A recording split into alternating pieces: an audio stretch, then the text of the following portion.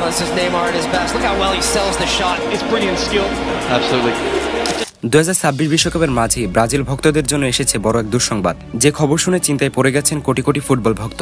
ব্রাজিলের সবচেয়ে বড় তারকা, দলের প্রাণভোমরা এবং কোটি কোটি মানুষের আশা ভরসার নাম নেইমার জুনিয়র। কিন্তু সর্বশেষ রিপোর্ট বলছে ইনজুরির কারণে তিনি পুরো গ্রুপ পর্বে মাঠের বাইরে থাকতে পারেন।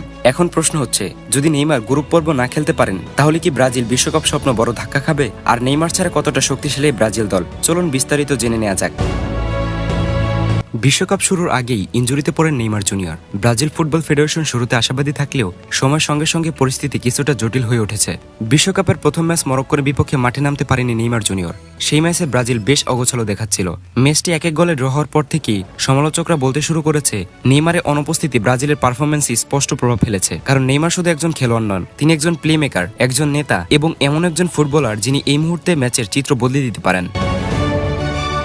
বর্তমান ব্রাজিল দলে অনেক তারকা খেলোয়াড় রয়েছে, কিন্তু নেইমারের অভিজ্ঞতা এবং ম্যাচ নিয়ন্ত্রণ করার ক্ষমতা এখনও তাদের মধ্যে পুরোপুরি দেখা যায় না। সবচেয়ে বড় বিষয় হলো বিশ্বকাপের মতো বড় মঞ্চে চাপ সামলানোর অভিজ্ঞতা সবার থাকে না। এই জায়গায় নেইমার ব্রাজিলের জন্য অমূল্য সম্পদ। এখন বিভিন্ন আন্তর্জাতিক গণমাধ্যম দাবি করছে ব্রাজিলের মেডিকেল টিম এখন কোনো ঝুঁকি নিতে চায় না। তারা চাইছে নেইমারকে পুরোপুরি সুস্থ করে নকআউট পর্বের জন্য প্রস্তুত রাখতে। যদি সেটাই হয় তাহলে হাইতি এবং স্কটল্যান্ডের বিপক্ষেও তাকে মাঠে দেখা যাবে না। এদিকে সমর্থকদের মধ্যে উদ্বেগ বেড়েছে, কারণ বিশ্বকাপের গ্রুপ পর্বের প্রতিটি ম্যাচই গুরুত্বপূর্ণ।